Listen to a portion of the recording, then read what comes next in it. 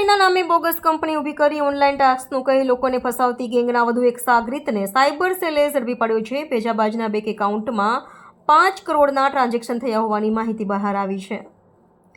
વડોદરામાં રહેતા ફરિયાદીને YouTube channel પર સબસ્ક્રાઇબ અને લાઇકના ટાસ્ક કરી ઘરે બેઠા રૂપિયા કમાવાની લાલચ આપી 8 લાખ પડાવનાર ગેંગ સામે ફરિયાદ નોંધાતા સાયબર સેલે અગાઉ અમદાવાદથી 3, દિલ્હીથી 2 અને મહારાષ્ટ્રથી 1 આરોપીને પકડ્યા હતા. પોલીસે આ કેસમાં કર્મચારીના નામે બોગસ કંપની શરૂ કરનાર ન્યૂ દિલ્હીના સરિતા વિહાર મદનપુર ખાતે રહેતા આકાશ સિંધ સંજયકુમાર સિંધને ઝડપી પાડ્યો છે.